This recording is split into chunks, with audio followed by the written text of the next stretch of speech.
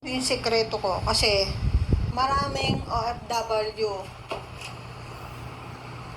lalo na yung mga nagtatrabaho sa bahay, nahihirapan mamalansya ng damit ng mga lalaki, yung top, nahihirapan. Marami sa ating mga kasambahay nahihirapan.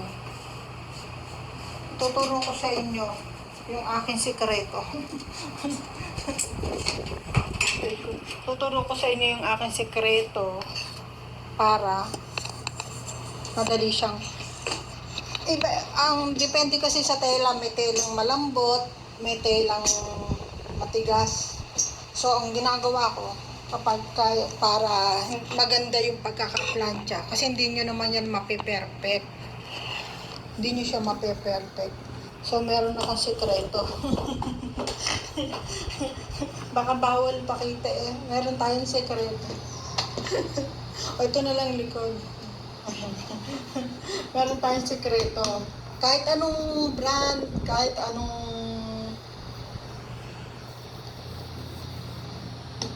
basta alam nyo na to. Tapos syempre, kailangan natin ng tubig. Kailangan natin ng tubig. Okay?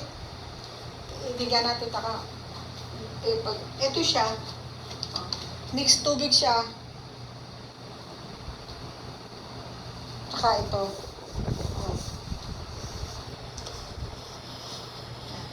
Minimix ko po siya dito. Tutulad ko dito. Ini-spray ko siya.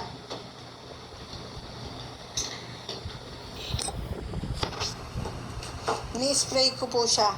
Yan, spray nyo po siya bago nyo plantsahin para ano po siya, malambot at saka maganda yung pagkaka-plancha. So, sa isang ganito, isang kalahati lang siya. Siyempre, susukatin sa takip. Takip na lang. Ito na lang. Isang puno po dito, tapos yung kalahati. Matagal na po siya bago isa puno. Tapos, ay, bawasan na parami. Kalahati. Sarado. Yan po ang sikreto sa mga nahihirapan po. Sa mga nahihirapan, pag mamamalansya ng to, siyempre, isi-shake natin. Diba? Meron na tayong stock. Sikreto po yan dito sa pamamalansya ng to. Para po maganda yung pagkakalatag. Nakikita nyo ba? Nakikita nyo ba? Diba? Dahil in-sprayan natin, tinan nyo tong isa, parting to, maganda na. Ay, ito, dito tayo. Yan. Ito mo, isang hagod lang, diba? Nakikita nyo?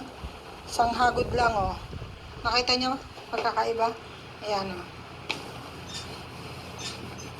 Oo, naano siya sa, sa plancha, pero iba po talaga pag in-sprayan nyo siya ng,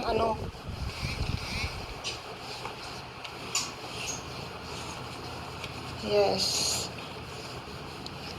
Yan po ang aking sekreto dito. Merong kasambahay. Sabi, hindi ko daw sinabi. Sabi ko, bakit? Nagtanong ka ba? O nagtanong ka? Kaya ito, rebuild ko na. Di ba? Ito nyo?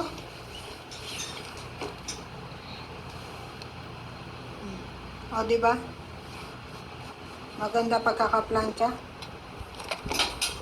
Kaya ano lang, isang kamay lang kasi ang ko, isa nasa cellphone. Di ba? Hindi nyo naman mape-perfect talaga yan, pero ang amo nagreklamo, ibabalik sa inyo yan. Ibabalik yan talaga, ibabalik. Ang dating sa ganyan mga damit, napakaselan. Lahat na huli ata ng amo. Wala kang magagawa. Pero, yan nga, ang sikreto ko,